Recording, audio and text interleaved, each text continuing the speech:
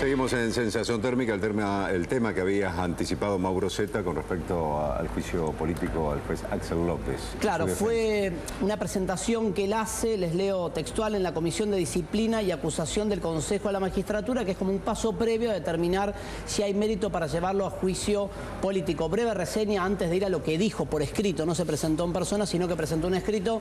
A ver, básicamente él está denunciado por su actuación en lo que fue darle la libertad condicional a Juan Ernesto Cabeza, violador serial, taxista, condenado a 24 años de cárcel por 3 violaciones en serie en la década del 90, 24 años de prisión la condena, pide la libertad condicional.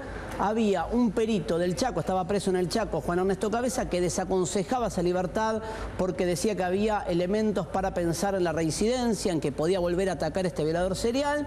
El juez Axel López no toma en cuenta el dictamen del perito. Juan Ernesto Cabeza recupera la libertad, saca un registro trucho para manejar como remisero, secuestra a Tatiana Coloxiec en el Chaco, la intenta violar y la termina matando. Esto motivó el pedido de juicio político para Axel López y ahora hizo su descargo. Creo que hay una reseña con las frases más salientes antes de conocer la palabra justamente de quien lo denunció en el Consejo. Vean lo que dijo como defensa Axel López. Defendió ante el Consejo de la Magistratura su decisión de haber otorgado la libertad condicional a un condenado por violaciones que luego fue detenido por el crimen de Tatiana Coloxiec en Chaco el año pasado. Los jueces de ejecución penal, dijo, están ante el dilema de hierro de resolver las decenas de peticiones formuladas mensualmente y cumplir la ley, asumiendo el escarnio público o mirar hacia otro lado y amoldar las normas a su conveniencia. También recordemos que Axel López liberó al delincuente Pablo Díaz, que tenía libertad condicional y que después termina matando a Soledad Barnia en un ataque sexual en su departamento de Caballito. ¿Alguna frase más? El que accede o no al régimen de la libertad condicional no puede, por ley, depender exclusivamente del resultado de un análisis psicológico realizado por un auxiliar externo al proceso de ejecución penal. Esto es para justificar su decisión de por qué no tomó en cuenta el dictamen del perito chaqueño que desaconsejaba la libertad de Juan Ernesto Cabeza. Creo que hay un par más.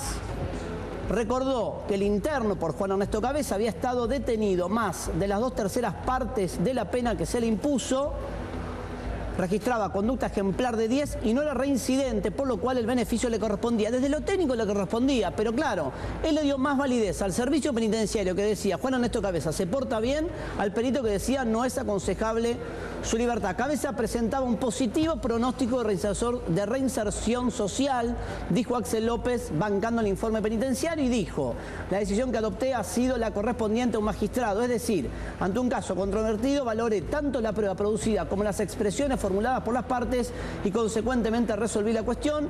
Creo que finalmente hace esta asociación con Antígona. La cuestión se asemeja al drama de Antígona, quien se debatía entre cumplir la ley de Dios o la de los hombres. Cualquier cosa que hiciere era censurable. Dixit, Axel López. Bueno, hay que recordar, Mauro, que este es el caso que lo lleva a este jury. Sí. Pero no es el único desde el punto de vista de conformarnos una idea de quién es el juez Axel López. Soledad Barnia. ¿Tiene otros pedidos de juicio político? Sí, Soledad Barnia. Soledad Barnia, una chica que... No, fue desechado. Pero hubo un pedido. Claro, hubo un pedido. Intervino, liberó a quien mató a Lecouna, al Vasco Lecouna. El marido de Georgina Barbarossa. Perdón, doctor Mazaira, vamos a presentarlo al público.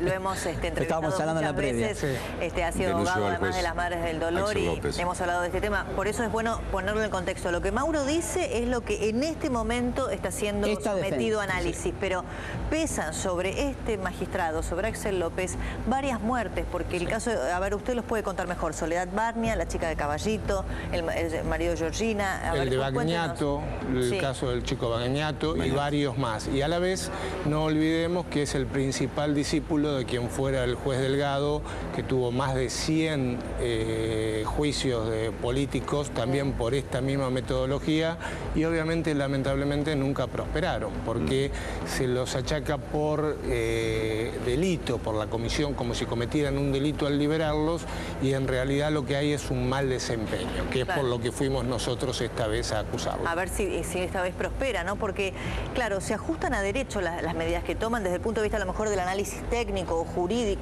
Sí, pero la reducen, Débora, cuando Él tenía el informe de un perito chaqueño, Ramiro y dice, Isla. mire que no es aconsejable la libertad de este hombre. Le dice, no, total, es un perito ajeno al proceso penal. Le da validez. Por lo tanto, claro, hace con ese informe, lo deja al costado, no lo toma en cuenta.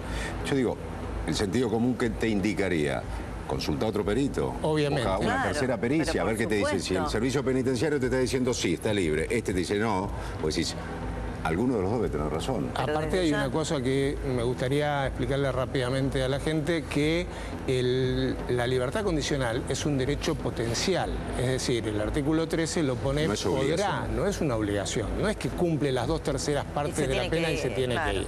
Es podrá. Entonces, justamente para eso tenemos un juez que lo evalúe, porque si no, de lo contrario, capacitamos tal día, a tal 10 hora, cuando se cumple, salen todos. administrativos que hagan la cuenta y cuando cumplen las 2/3 partes los liberamos. Se fijan en el calendario y listo. Y aparte hay una diferencia justamente para el juez que tiene que ser muy sustancial. El concepto y la conducta dentro del servicio penitenciario, cuando un penado arranca con 4 y 4, va subiendo cada 3 o cada 6 meses un punto si no tiene ninguna sanción. Se portan bien a propósito, ¿no? Pero a ver, este tipo de delincuentes no tienen problemas. Se refugian en un pabellón evangelista, no son otro tipo de delincuentes que por ahí sí tienen penas o les bajan un punto. Entonces, cuando llegan a esta cifra de años cumplidos, tienen 10, tienen 8, tienen 7, pero eso no significa que se haya reinsertado socialmente, porque aparte no se lo siguió su Es una actividad. Conducta intramuros, por decirlo. Es una conducta no es el modo en el que se va a comportar en la sociedad que ni después. siquiera se lo valora viéndolo, sino yo lo que valora el titular del servicio es, no tuvo sanción, le subo un punto. Claro. Como un Entonces, scoring. No se peleó nunca. No entonces, hizo ningún eso incidente. nunca puede contraponerse al informe de un psiquiatra que le dice que, más allá de que tuvo 16 años para prepararse lo que le iba a contestar, ¿sí? Porque muchos se preparan durante varios años para saber lo que le van a contestar al psiquiatra. Claro. Pero el psiquiatra en las 3 intervenciones le dice, por la forma como me contó el hecho, le aseguro que va a reincidir. ¿Sí? ¿Por qué? Porque lo rememoraba, porque lo disfrutaba de la forma que me lo contestaba. Entonces, aconsejo que no se lo libere.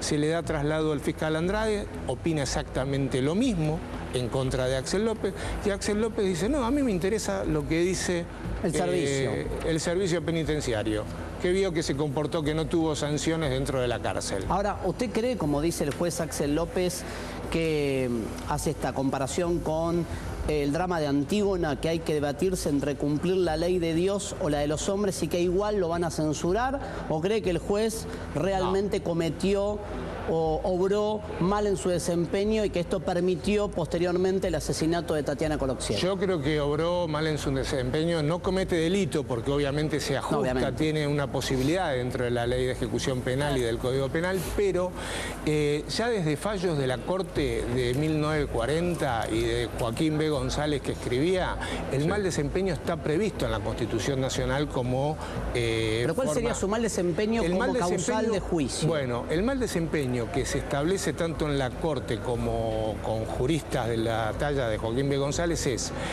provocar fallos que repercuten en la sociedad de tal forma que corroen los cimientos de la institución judicial y hacen descreer a la sociedad en la justicia. Claro. Es decir, yo como sociedad empiezo a descreer de este juez y de los demás jueces. Empiezo a poner en tela de juicio a todos los demás jueces. Es decir, es tan ilógico el fallo que dicta, ¿sí? O sea, diciendo... Esto es como aumentaría la creencia de la gente en la justicia si ese fallo que él provoca libera a este hombre se reinserta en la sociedad, trabaja... Entonces la justicia creería... Bueno, mira, ha tomado un fallo que ha sido correcto con el comportamiento. Pero él no te puede decir, él no te puede alegar, digo, estoy pensando en la cabeza de Axel López, él te puede decir, yo no puedo hacer futurología. Al tipo me da la cuenta para darle la libertad condicional. No, bueno, pero a ver... Pero ¿cuál sería el error técnico? Digo, desde el punto de vista técnico, ¿qué le puedes documentar para que lo sancionen? ¿Que tendría que haber citado un tercer perito? O sea, si tiene dudas de un experto, porque no olvidemos que el servicio penitenciario, ya te digo, es nada más... Sí, un número. Un número. Un experto que le dice, y que le dice que por como le relató los 3 hechos... No hay culpa, no hay arrepentimiento. Y no olvidemos que lo hizo en el mismo modus operandi. Sí, con un remistrucho. O sea, con otro mismo servicio de transporte público. Entonces, por lo menos tengo que tomarme el trabajo de pedir una segunda opinión. ¿Usted cree que va a prosperar en este caso? Yo espero que prospere, porque si no, de lo contrario, esto no en ningún sentido ya, es decir, estamos al arbitrio de lo que los jueces decidan. Vemos fallos que un juez dice una cosa, otro juez dice otra cosa, no se respetan ya ni los plenarios. Antes los plenarios existían para unificar criterios, claro, y ahora los mismos jueces dicen que los plenarios ya no les son oponibles. Entonces, doctor, ¿cuándo se puede llegar a conocer la decisión que se tome en relación con López? Bueno, ahora el doctor Fargosi, que es quien quedó a cargo de la instrucción, tiene que tomar este descargo, porque no lo hizo personalmente, como para hacerle preguntas. Con eso quiso evitar que se le pudieran hacer preguntas en el interrogatorio. Y en unos meses más o menos habrá un principio de admisibilidad o no del juicio político. Luego se seguirá adelante. Bueno, doctor, muchísimas gracias por haber venido. Ya estaremos seguramente en contacto cuando eso suceda. Gracias.